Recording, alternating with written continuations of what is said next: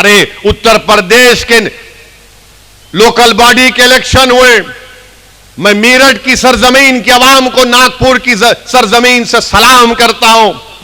मजलिस के मेयर के कैंडिडेट को 1,28,000 वोट मिले। हमारे 11 कॉर्पोरेटर मेरठ में कामयाब हुए, 11 कॉर्पोरेटर हमारे कामयाब हुए। संभल में मजलिस का चेयरमैन, कांट में मजलिस का चेयरमैन, 100 से ज्यादा कॉर्पोरेटर उत्तर प्रदेश पर मजलिस के कामयाब हुए। क्यों हुए?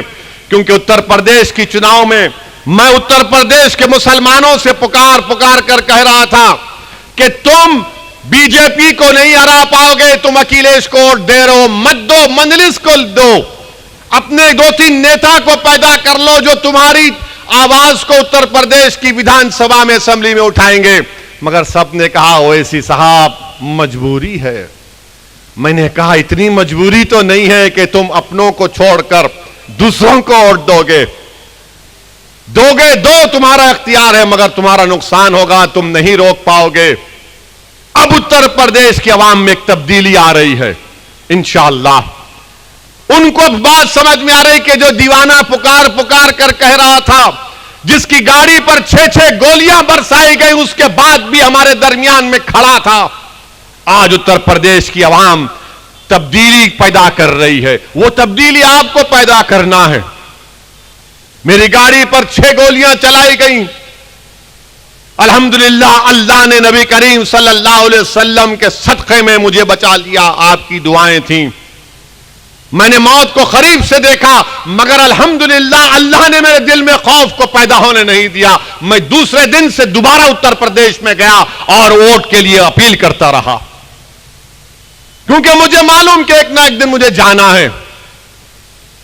कम से कम जब जाऊंगा तो यह तो तिश्नगी नहीं रहेगी कि मैं इनसे डर कर गया या इनके सामने झुक कर गया या मैं आरएसएस के दफ्तर पर जाकर मिलकर आया। कम से कम इतनी तो ये तसल्ली रहेगी कि हां मेरे आमाल खराब जरूर है, मगर जब अल्लाह के सामने खड़े होऊंगा तो रब्बे करीम के सामने मुझे उसका फजल और करम ही जन्नत में जाएगा। मगर मेरे दिल में यह मलाल तो नहीं होगा कि मैंने जालिमों से समझौता कर लिया था, मैंने मजलूमों की आवाज नहीं उठाई थी। मैं इलेक्शन हारने से नहीं डरता हूं, मैं सिर्फ अल्लाह से डरने वाला हूं।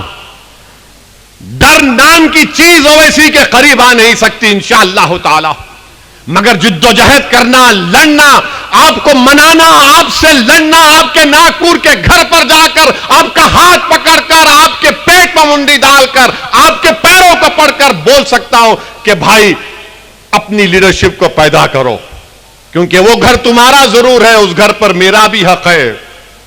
मेरे अजीज दोस्तों और बुजुर्गों, मेरी आपसे अदबन गुजारिश यह है कि आप मजलिस इत्तेहादुल मुस्लिमीन को मजबूत करिए। और मुझे यहां पर एक शेर किसी का था या किसी का एक डायलॉग था याद आ रहा है कि तुम्हारा गम है गम, तुम्हारा गम है गम, मुसलमानों का गम ख्वाब व कहानी है क्या? तुम्हारा गम है गम, मुसलमानों का गम ख्वाब और कहानी है क्या? तुम्हारा खून है खून, हमारा खून पानी है क्या? वाखिर दावन अल्हम्दुलिल्लाह रब्बिल आलमीन। आपका बेहद शुक्रिया, आप आए, मजलिस को मजबूत करिए। अल्हम्दुलिल्लाह रब्बिल आलमीन।